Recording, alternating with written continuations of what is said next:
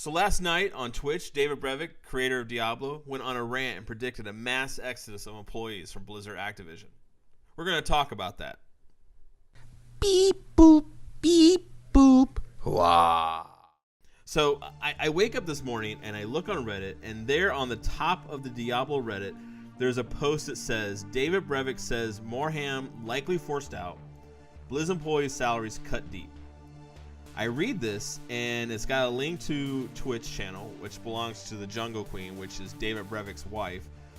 I click on it, I watch it for myself, and there I see David Brevik, the co-creator of Diablo, a guy that I respect and love, and I love his work from Diablo 2 to Hellgate London, Marvel Heroes, to his latest project, which it lurks below, and he is going ham on the current situation at Blizzard-Activision. Worse than they did by a long shot. A lot of Blizzard employees made double what they normally did through the bonus program. So removing that means they make a lot less money, and therefore I predict that we'll see a mass exodus. Now I know some of you might think, well, this is just his opinion, and this is a lot of speculation. I've been following Brevik intently for a while, and if you were to call back to when Diablo 3 came out in 2012, there was some controversy because Jay Wilson, the lead for Diablo 3, was caught calling David Brevik a loser, or I should say fucking loser, on social media, well, Facebook that is. And it was because they were doing an interview with Brevik where he was constructively critical of Diablo 3 and basically predicted some of the problems that he suspected would come up after the release. Now, I'm not going to rehash that, but it tells me that he has an instinct and an understanding of the gaming culture, and he has an understanding of Blizzard, and that he's not just some random guy off the street. So, I kind of give him some merit, and I measure what he says heavily. So now, looking in hindsight to BlizzCon 2018, and the whole debacle and controversy surrounding Diablo Immortal, and now with what he just said yesterday, is this the beginning of the end for Blizzard? Or has the beginning of the end for Blizzard been going on a while and we're just now seeing it? Where was gaming journalism during BlizzCon questioning Blizzard about announcing a mobile game which is completely beneath the quality and standards that Blizzard's had for several years? Where is the gaming journalism and media questioning this complete departure of quality of work they're doing? And let me get at this with an analogy. And if I'm not mistaken, I believe I've heard David Brevik make this analogy. Blizzard, in this analogy, is Ferrari.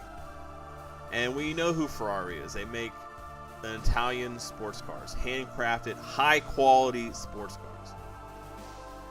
And in this analogy, Blizzard is, if they're Ferrari, they're known as an industry leader in quality, and everyone knows their brand. You mention it, you know what they do. And in this analogy, their products are World of Warcraft, Overwatch, Hearthstone, Diablo. And now fast forward to 2018 at BlizzCon, and they announced that they're making a mobile game that they're not actually making. A company called NetEase, which is in China, which is basically a Chinese mobile gaming sweatshop. They're not even making it. This is such a departure of the history of this company. And then you hear that one of their founders, Mike Morham, he leaves. We don't know if he resigned or if he was fired. So they cut off the profit sharing. And now Blizzard employees are being paid below the industry standard. I mean, this is a massive news story in the gaming world. And yet, I have yet to see any mainstream Kotaku, Polygon, IGN. Where the fuck are you guys on this? Why aren't you guys covering this? What the hell is going on? I mean, people are already accusing the mainstream gaming media to be completely shilling for companies. And the fact that this is going on, and the only thing we're hearing about Blizzard is that Diablo fans are entitled gamers, it makes me question the whole integrity of all gaming journalism. I mean, the fact that I have to go to YouTube and I have to go to Reddit and find some randos basically talking about this to get the current state of affairs of probably one of the largest video game companies in the world is absolutely astounding. So I wanted to keep this short and sweet. So what are your thoughts? Do you think this is indeed the beginning of the end for Blizzard-Activision? Is Activision taking over Blizzard and the company that we used to recognize and love? Is it dying, or did it already die? I mean, is this like when Electronic Arts acquired BioWare? Tell me what you think. I want to know what you think about this. And I appreciate you taking the time to watch my video. Please like, share, and subscribe. And hey, have some fun playing games.